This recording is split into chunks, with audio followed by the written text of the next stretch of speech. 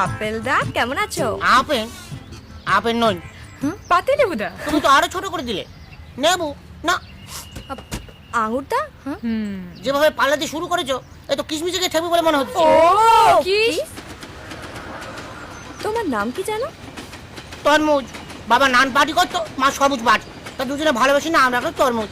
আজকে সেই নামটা আপনারা খুন করে দিলেন। হ্যাঁ, চাকর বলে নামের কোনো দাম নেই। সরি তরমুজ দা। ঠিক আছে, তা আমরা সবাই গাড়িতে গিয়ে হই করতে করতে ঢং করতে করতে যাই, চলো। না বাবা। বাবা বাবা আমরা আজ আমাদের গাড়িতে যাবো না বলে দিচ্ছি, রিকশা করে যাবো। এই দেখ, তোরা কলকাতা থেকে গাড়ি আনতে দিলি না, ট্রেনে এলি, কি না প্রাকৃতিক শোভা দেখতে দেখতে আসবি, এখন আবার না। রিক্সা। বাবা বাড়িতে সবসময় তোমার কথা শুনতে হয়, এখানে এসেও তোমাকে আমাদের কথা শুনতে হবে। দাদাবু দিদি কিন্তু ঠিকই বলেছে। হ্যাঁ। এই ছুটি ছাটার দিনে এই বাচ্চাদের তো আনন্দ, তাই না? তুমি আমাদের হয়ে ওকালতি করছো। ঠিক আছে, তোমরা সব রিক্সায় যাও, আমি গাড়িতে যাই। ইয়ে বাবা পার্স।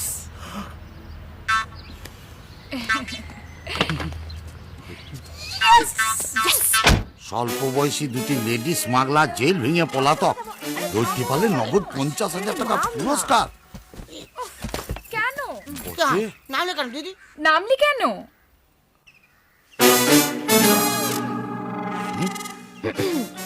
One, two, three.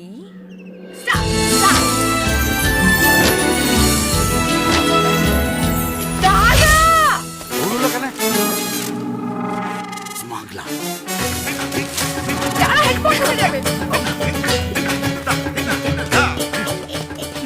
কিরে তরমুজ, কি ব্যাপার ছুটছিস কেন রে? ওরা ছুটিছেন তাই আমি ছুটতেছি।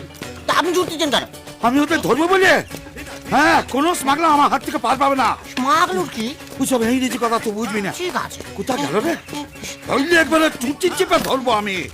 আমার নাম জানিস তো?